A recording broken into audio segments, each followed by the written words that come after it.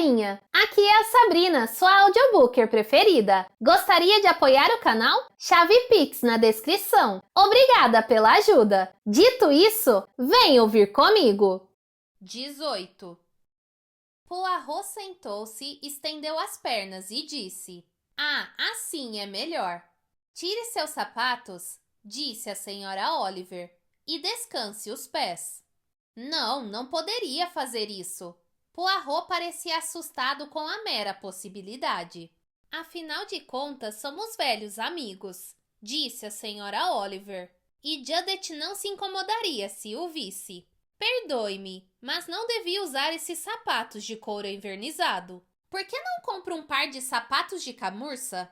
Ou do tipo que usam os rapazes que se parecem com hippies. Sabe, aquela espécie de sapatos que escorregam e nunca precisam ser limpos. É claro que limpam com algum processo qualquer. Um desses negócios que poupam trabalho." "Não me preocupo com essas coisas", respondeu Poirot gravemente. "De fato, não me preocupo. O negócio é que o senhor", disse a senhora Oliver, abrindo um embrulho sobre a mesa de uma compra que tinha feito recentemente. "O negócio é que está sempre insistindo em ser elegante. Está sempre muito mais preocupado com suas roupas, com seus bigodes e com sua aparência do que com o que lhe traz conforto. Ora, o conforto é realmente uma grande coisa. Depois que a gente passa da casa dos 50, o conforto é a única coisa que interessa." "Madame, chérie madame, não sei se concordo com a senhora." "Seria melhor", disse a senhora Oliver. "Caso contrário, sofrerá muito e de ano a ano vai se tornando pior."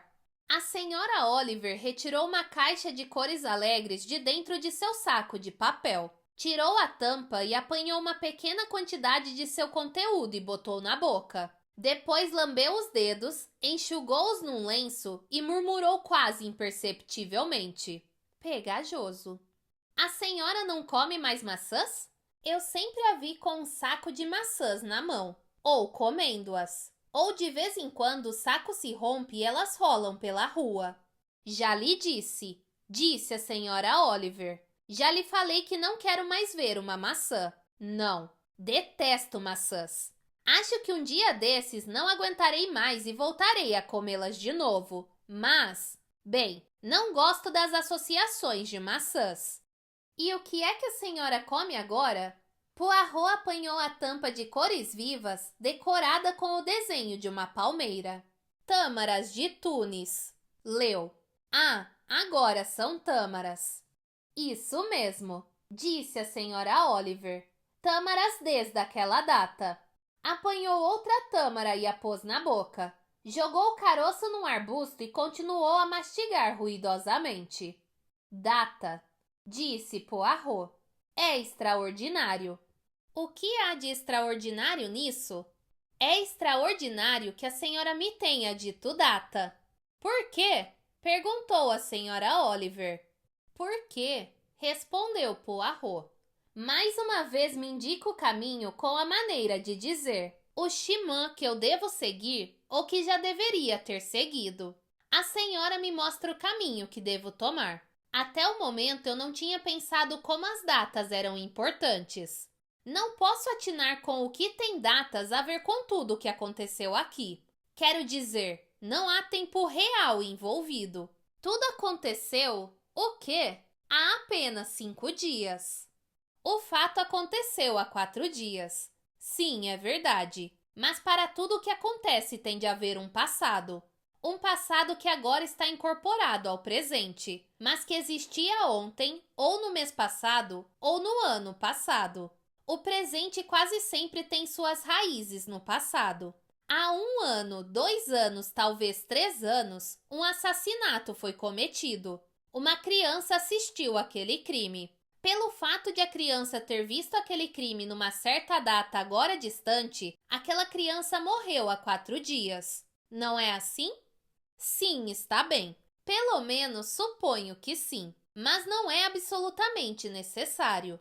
Poderia muito bem ser um indivíduo mentalmente perturbado que gosta de matar gente e cuja ideia de brincar com água é empurrar a cabeça de alguém dentro dela e segurá-la nessa posição.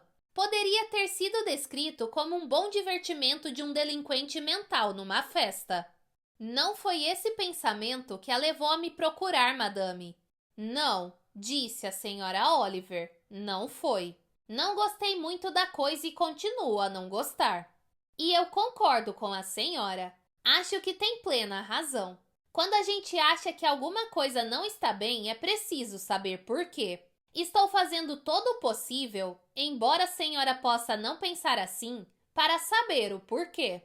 Caminhando por aí, conversando com as pessoas, procurando saber se são boas ou não e depois lhes fazendo perguntas? Exatamente. E o que é que já apurou? Fatos, respondeu Poirot. Fatos. Fatos que no seu devido tempo terão de ser fixados em seus lugares, segundo suas datas, diríamos. É tudo? Que mais o senhor apurou? Que ninguém acredita em Joyce Reynolds. Quando ela disse que viu alguém morto? Mas eu a ouvi dizer. Sim, ela o disse, mas ninguém acha que seja verdade. A probabilidade, por conseguinte, é de que seja verdade, que ela não tenha visto coisa alguma. Está parecendo, disse a senhora Oliver, que seus fatos o estão fazendo regredir em vez de permanecer no lugar ou prosseguir. As coisas devem combinar-se. Tomemos, por exemplo, uma falsificação. O fato da falsificação. Todo mundo diz que uma moça estrangeira, uma au pair girl, conquistou de tal modo a amizade de uma viúva idosa e rica que esta lhe deixou toda a sua fortuna num testamento ou num codicilo ao testamento. A moça falsificou esse testamento ou alguém mais o teria forjado? Quem mais o poderia ter forjado? Havia outro falsificador na cidade. Alguém, isto é, que uma vez fora processado por falsificação, mas que foi solto por se tratar de criminoso primário e em face de circunstâncias atenuantes. É um novo personagem? Eu o conheço? Não, a senhora não o conheceu. Já morreu. Oh, quando morreu? Há cerca de 2 anos. Não sei ainda em que data exatamente, mas preciso saber. Era um profissional na falsificação e residia neste lugar. E por causa de uma bobagem que se poderia chamar de ciúmes de mulher e de várias emoções, foi apunhalado numa noite e morreu. Tenho a impressão de que muitos incidentes isolados poderiam estar mais intimamente relacionados do que se pensaria. Nem todos, é claro, mas vários deles. Parece interessante, disse a senhora Oliver. Mas não posso compreender. Nem eu ainda, atalhou Poirot. Mas acho que as datas podem ajudar. As datas de certos acontecimentos. Onde as pessoas estavam. O que lhes aconteceu. O que estavam fazendo. Todo mundo acha que a estrangeira falsificou o testamento e provavelmente, disse Poirot, todo mundo está com a razão. Ela era a única a se beneficiar com isso, não era? Espere, espere. Espere o quê?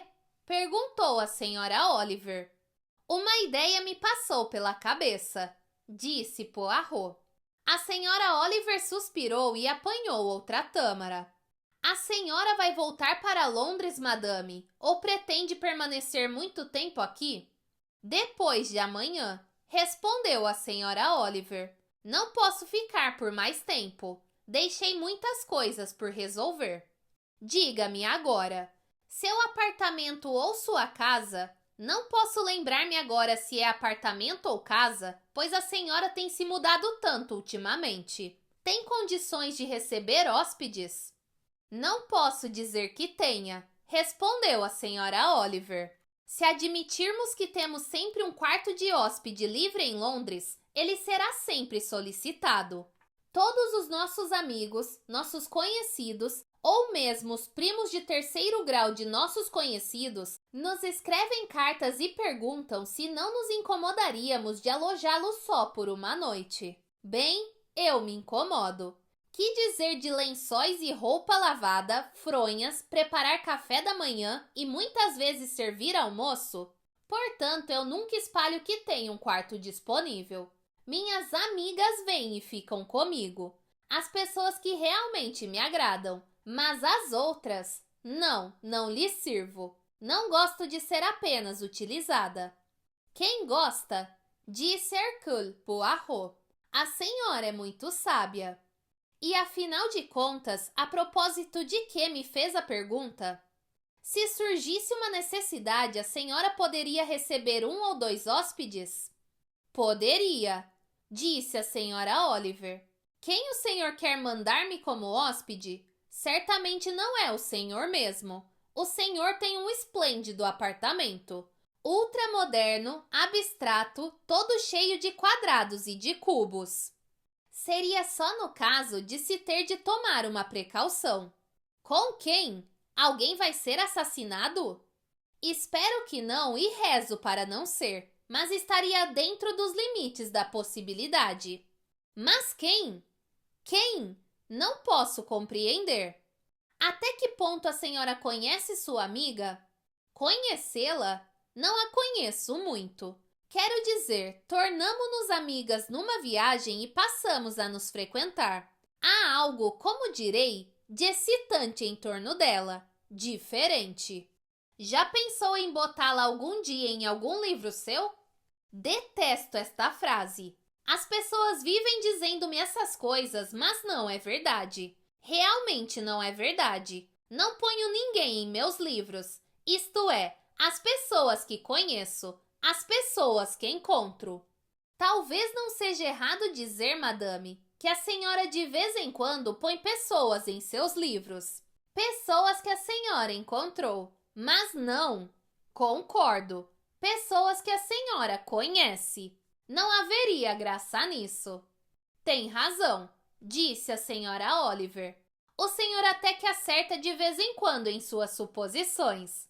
Acontece assim. Quero dizer, vejo, por exemplo, uma mulher gorda sentada num ônibus comendo um bolo de groselha e seus lábios se movendo enquanto mastiga. E posso ver, ou que está dizendo alguma coisa a alguém, ou pensando numa chamada de telefone que ela vai fazer, ou talvez numa carta que vai escrever. E a gente olha para ela, estuda seus calçados e a saia que usa e seu chapéu. Calculamos sua idade. E olhamos se traz uma aliança e mais algumas coisas. E depois a gente sai do ônibus. Não precisamos vê-la de novo, mas já concebemos a história de uma senhora Carnaby que volta para casa de ônibus depois de ter tido uma estranha entrevista em algum lugar, onde viu alguém na pessoa de um cozinheiro de pastelaria e se lembrou de uma pessoa com quem já se encontrara uma vez e que, segundo lhe disseram, tinha morrido, e evidentemente não tinha. Meu caro, disse a senhora Oliver fazendo uma pausa para respirar. Sabe, é verdade. Eu me sentei na frente de uma pessoa num ônibus pouco antes de minha saída de Londres e tudo isso surgiu maravilhosamente bem na minha imaginação. Imediatamente concebi toda a história, toda a sequência. O que é que ela vai voltar a dizer? Se isso a fará correr perigo, ela ou outra pessoa qualquer. Chego até a pensar que sei o seu nome. Seu nome é Constance. Constance Carnaby. Só há uma coisa que poderá prejudicar tudo. O que é? Bem, quer dizer se voltar a encontrá-la em outro ônibus, ou falar com ela, ou ela conversar comigo, ou se começar a saber alguma coisa a seu respeito. Isso estragaria tudo, naturalmente. É claro, a história deve ser sua. A personagem é sua criatura. A senhora cria, começa a entendê-la, sabe o que ela sente, sabe onde mora e sabe o que faz. Mas tudo começou com um ser humano vivo, real. E se a senhora descobrir aquilo com que se parece um ser humano vivo e real, então não haveria criação, haveria? De modo algum, respondeu a senhora Oliver. Quanto ao que o senhor vai dizer sobre Judith, acho que deve ser verdade. Quero dizer, estivemos juntas muito tempo durante a excursão. Juntas visitamos os lugares, mas na realidade nunca consegui conhecê-la profundamente. É viúva. Seu marido morreu deixando-a em situação difícil com uma filha, Miranda, que o senhor já conhece. E é verdade que sinto uma estranha simpatia por elas. Uma simpatia como se tivesse envolvido em algum drama interessante. Não quero saber que espécie de drama seria. Nem quero que me contem. Prefiro conceber a ideia de drama em que gostaria que se tivessem envolvido. Está bem, está bem. Já posso prever que já são candidatas a ser incluídas em outro best-seller de Ariadne Oliver. O senhor chega a ser banal algumas vezes, disse a senhora Oliver. Vulgariza tudo. Fez uma pausa pensativa. Talvez seja. Não, não é vulgar. É apenas humano. E quer que eu convide Judith e Miranda para meu apartamento ou para minha casa em Londres? Ainda não, disse Poirot. Ainda não, até que esteja seguro da objetividade de uma de minhas ideiazinhas. O senhor e suas ideiazinhas. Pois bem, tenho novas para lhe contar. Madame, a senhora me deleita. Não esteja certo disso. O que vou lhe contar talvez revolucione suas ideias. Suponhamos que eu lhe diga que a falsificação de que o senhor esteve falando tão preocupado não tenha sido de modo algum uma falsificação. O que a senhora está dizendo?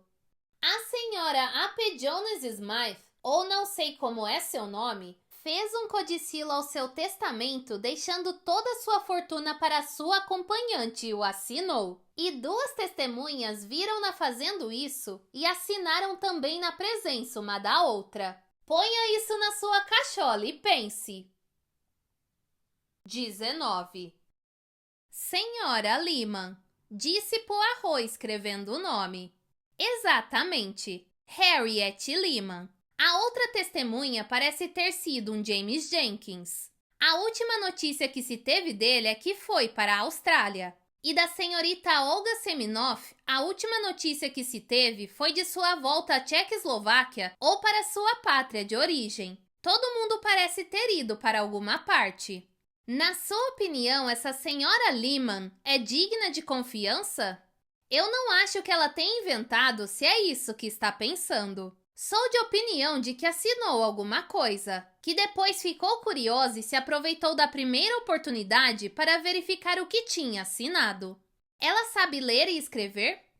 Acho que sim, mas concordo que não é qualquer pessoa que pode ler a caligrafia de senhoras idosas, muitas vezes garranchenta e difícil de se ler. E se mais tarde surgissem boatos em torno disso, sobre esse testamento ou codicilo, ela poderia ter pensado que era o que tinha lido naquela escrita um tanto indecifrável.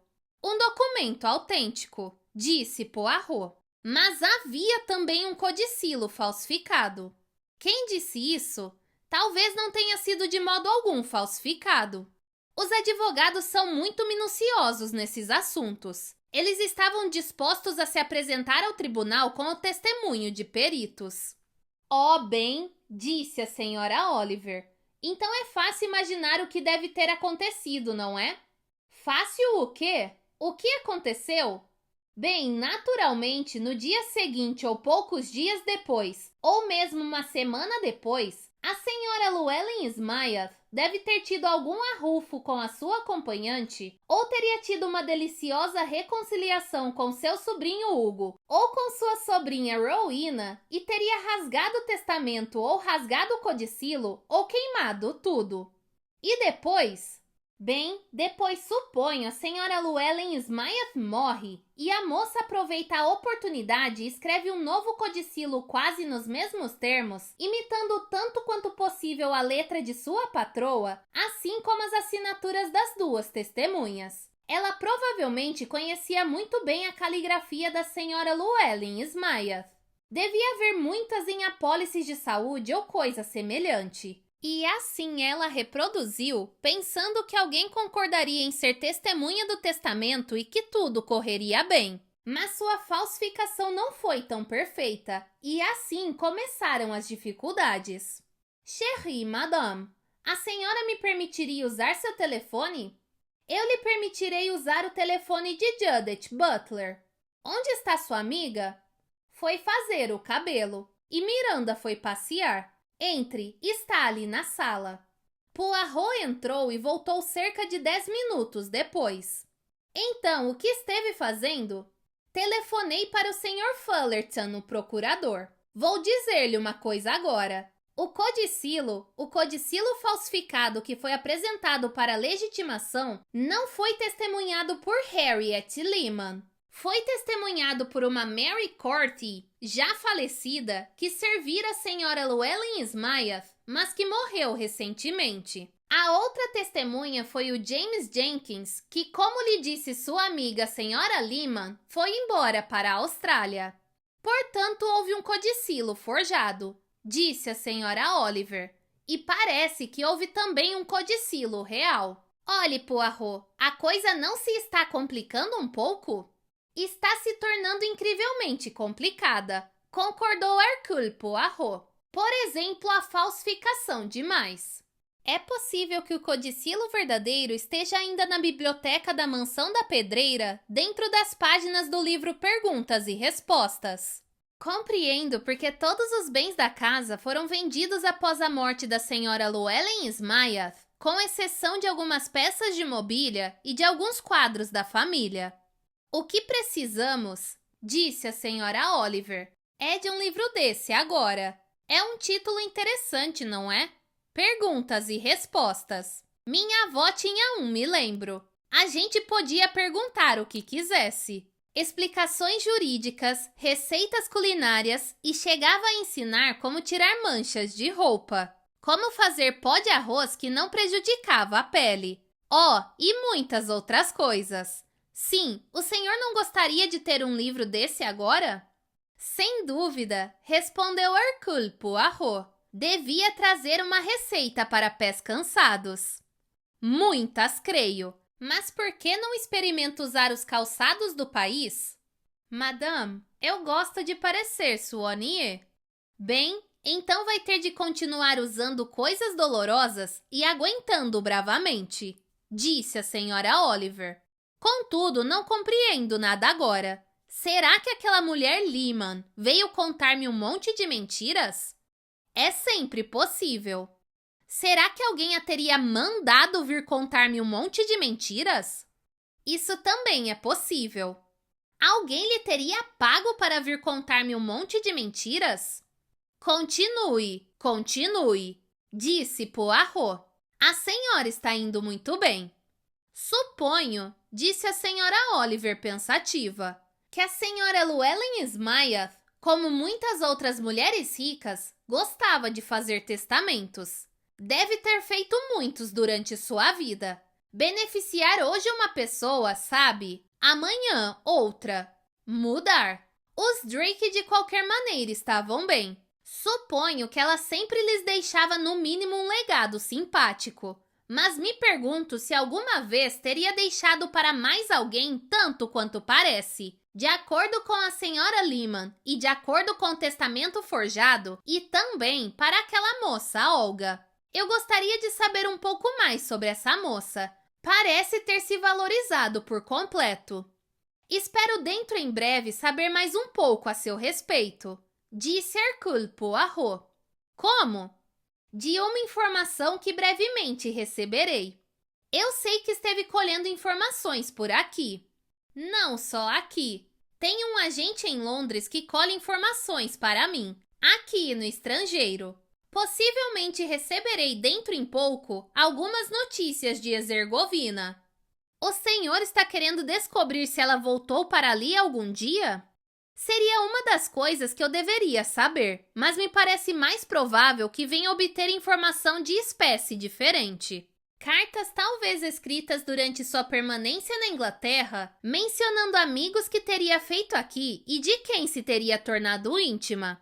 Que tal a professora? Perguntou a senhora Oliver. A qual delas se refere? Refiro-me àquela que foi estrangulada, aquela de quem falou Elizabeth Whittaker. E continuou. Não gosto muito de Elizabeth Whittaker. o tipo da mulher enfadonha, embora reconheça sua inteligência. E acrescentou como em devaneio: eu não a julgaria incapaz de maquinar um crime. Estrangular outra professora? É preciso exaurir todas as possibilidades. Como em tantas outras ocasiões, madame, confiarei em suas intuições. A senhora Oliver comeu outra tâmara pensativa.